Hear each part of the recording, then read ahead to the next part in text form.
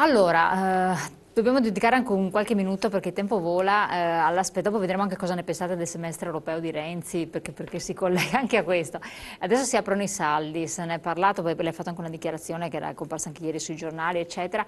Ma io ho la mia perplessità che questi 80 euro possano costituire quel volano incredibile per i consumi dei saldi. Ci sono state delle interviste anche quest'oggi con Commercio Nazionale che ha espresso la sua opinione.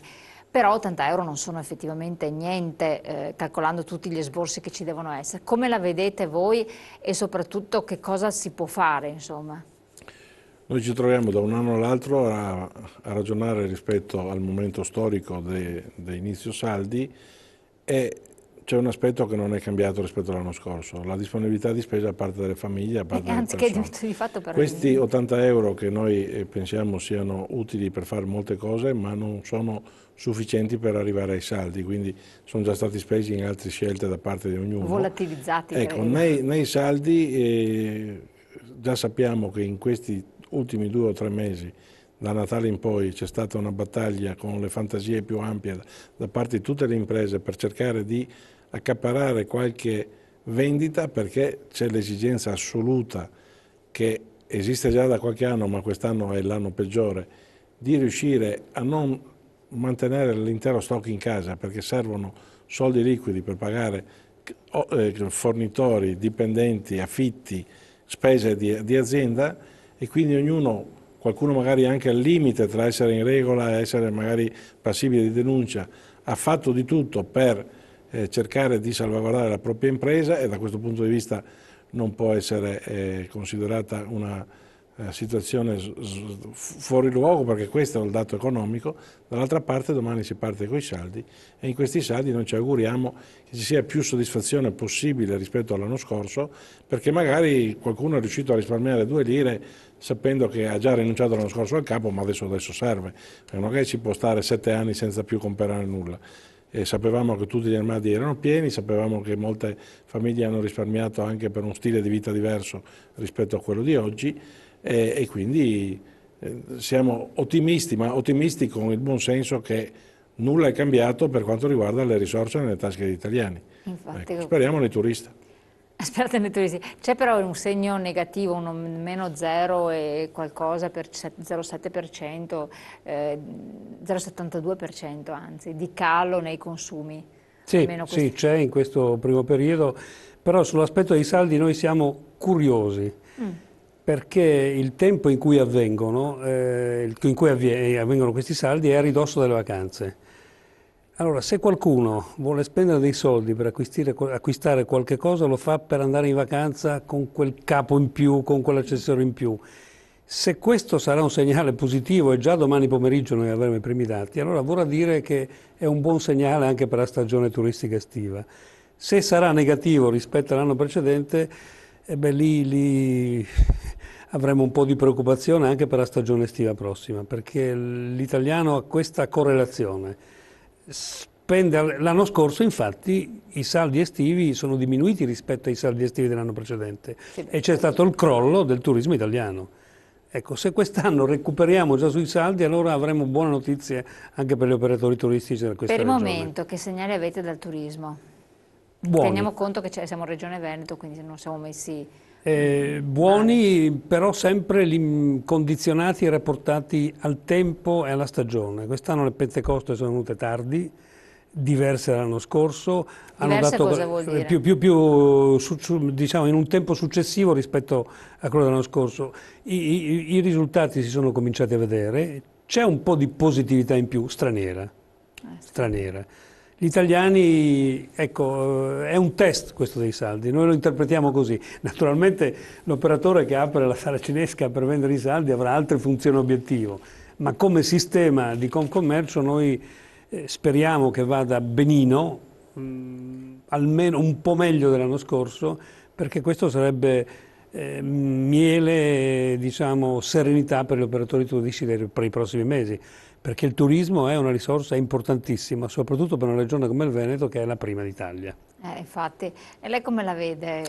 Ma la sintonia è totale in questo senso, c'è solo una differenza per quanto riguarda il turismo che emerge rispetto all'anno scorso, che il calendario è completamente diverso. e quindi il calendario diverso con qualche giorno di pioggia proprio nei weekend infatti ha questo fatto è sì stato. che ci siano a macchia di leopardo delle aree dove la soddisfazione non è uguale ad altre, per cui proprio all'interno del Veneto, ma è uguale in Italia, il turismo ha una difficoltà per quanto riguarda il ricambio, cioè a parità di numeri non tiene però la stessa clientela, e quella che arriva è normalmente una clientela che deve ancora conquistare il benessere in senso di spesa, in senso di voglia di Che saper tipo di vivere. clienti sono? Da dove vengono? Sono stranieri che vengono dai paesi della cortina, che usano ancora la loro auto, poco hanno l'aereo come motivo di spostamento, anche perché noi non abbiamo una grande rete di servizi tra gli aeroporti e le nostre città di mare o le nostre città di montagna primarie. Su questo si sta insistendo tutti che dobbiamo fare massa per arrivare a degli obiettivi il più breve tempo possibile.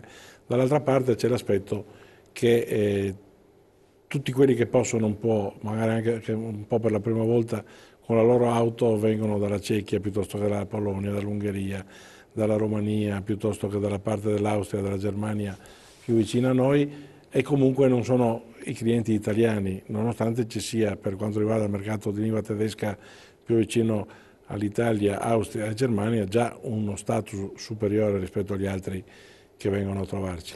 Tutto aiuta e comunque alla fine tireremo le somme. L'importante è quello che si fa da oggi fino al 30 di settembre. Ecco, e c'è allora entriamo ancora nel dettaglio, bisogna vedere il turismo di cui parliamo, perché il turismo della montagna e il turismo del mare hanno sofferto, speriamo soffrono di meno, ma rischiano di soffrire ancora. Il turismo di mezzo, quello delle città d'arte, anche quello dei laghi ha sofferto. Ecco, è un problema anche di offerta turistica in sintonia con le esigenze della domanda.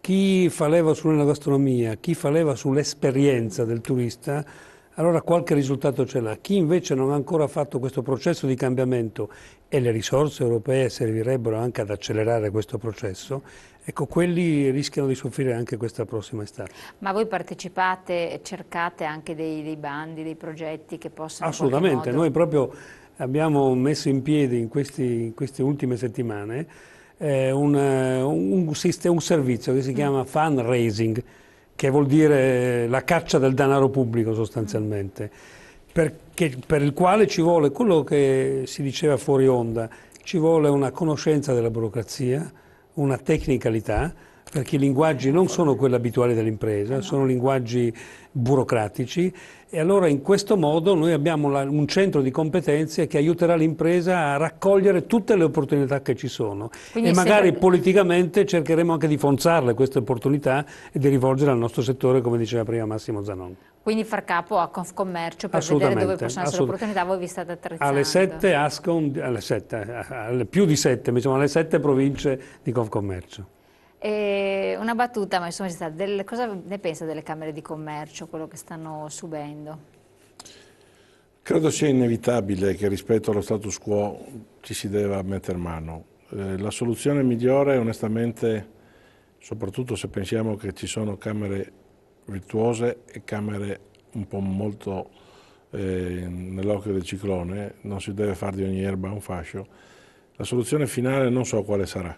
Di sicuro siamo consapevoli tutti che non rimarrà l'esistente come la fotografia dei prossimi anni. Ci dispiacerebbe che tutta questa operazione venisse fatta solo per portare via il tesoretto delle Camere di Commercio, che in realtà è il tesoretto dove c'è degli imprenditori. Ci dispiacerebbe che fossero tolte solo e esclusivamente perché è l'unico posto che non è governato dalla politica, ma è governato dalle imprese. Ci fa piacere che venga messa attenzione perché qualche volta anche noi, nel nostro mondo, nelle nostre varie rappresentanze, non abbiamo saputo far meglio della politica, e questo è il motivo che alcune Camere sono in difficoltà, non riescono quasi a chiudere i bilanci in attivo. Però sostanzialmente stiamo parlando del Veneto, e quindi nel Veneto di questi casi non ne abbiamo. Io credo che alla fine, se la soluzione sarà che su 105, quelle che sono oggi, ne rimarranno una cinquantina, potrebbe essere, non è il numero esatto, ma potrebbe essere un concetto su cui ragionare. Semmai diamo ancora nuove funzioni che in questo caso qua sono divise con altri uffici pubblici, visto che saltano le province, e non si faccia un ragionamento, visto che mi hanno tolto la provincia, togliamo anche le Camere di Commercio, C'è una forma di centralismo molto più il spinta. presidente Zaia, l'ultima volta intervistato, ha detto che per lui dovrebbero rimanere zero. Ecco, però se pensiamo alle cose che oggi fanno bene le Camere di Commercio, le deve fare qualcun altro, quindi se è solo un problema di contenitore non facciamo una guerra, ma se facciamo un problema di competenza, le Camere, le loro competenze, quelle che vanno dall'elenco dei soci delle imprese, che ci deve essere un'anagrafe nazionale ed è una cosa storica, a quello che può essere il saper tenere insieme una serie di albi che sono utili e che servono anche a tenere il mercato un po' diverso tra chi fa l'accattone e chi invece fa impresa, beh insomma, non sono tutte da buttare via. Io penso che ci deve essere una razionalizzazione ragionata. Per gli imprenditori ci potrebbe essere un cambiamento rilevante? Non certamente col 50% di tasse in meno, perché se io penso che il governo ha fatto tutta questa fatica per farmi risparmiare 50 o 60 euro, potrei dire che quelli lì non li ho, ma li continuo a spendere volentieri, mi tolga quelli che mi ruba e non mi dà niente in cambio. Concorda? Pienamente. Un'ultima battuta, il tempo vola veramente. Città metropolitana, se ne riparla proprio quest'oggi. Torno in auge col commissario a Venezia.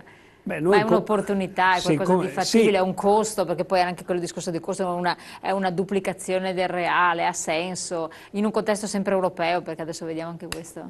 Potrebbe essere un'opportunità, se cambiano alcune cose. Questo è un sarchiapone introdotto dall'alto, senza un preventivo consenso del territorio, dà come presupposto che il governo di questo organismo deve essere in capo ai sindaci, soltanto. Secondo noi i sindaci vanno aiutati, i sindaci sono delle persone squisite che fanno il bene del territorio, però non sono onniscienti e noi non vorremmo che andassero a cercare la scienza utilizzando soldi europei, facendo delle operazioni di grande respiro che poi vanno contro la popolazione. I corpi intermedi sono, tutte le associazioni, sono un elemento essenziale di raccordo con i cittadini, con le imprese, con chi le governa. Noi vogliamo essere parte di questo disegno, contribuendo insieme a tutti a evitare che ci siano sprechi e che magari ci siano processi di razionalizzazione presunti e sulle spalle delle imprese. Poi questo è un pericolo reale. Una battuta anche lei, Presidente, siamo in chiusura. Beh, la pensiamo allo stesso modo e ci stiamo adoperando proprio perché le imprese tutte assieme riescono a elaborare una serie di punti su cui poi insieme ai sindaci. Quindi interazione, dialogo assolutamente sì, cioè noi non vogliamo togliere lo spazio a chi deve amministrare questa innovazione, però allo stesso tempo non vogliamo essere tagliati fuori, perché si passa da quello che è un territorio ben diviso in aree più o meno fortunate a un territorio unico che ha delle valenze completamente diverse rispetto alle periferie. Ecco, non vorrei che la periferia dovesse pagare per un territorio che fino ad oggi è stato assistito troppo e che forse in futuro non lo sarà più. Quindi favorevole però? Favorevole, ma molto preoccupato se le cose non vengono fatte in maniera seria, altrimenti è un carrozzone. E allora ne riparleremo a questo punto, perché vedremo se è una cosa reale, fattibile oppure no. Io vi ringrazio di essere state qui con noi, grazie di aver risposto anche alle diverse questioni che sappiamo stanno anche a cuore i nostri telespettatori, grazie a voi di averci seguito, noi come sempre ci rivediamo prestissimo. Grazie a voi. Grazie.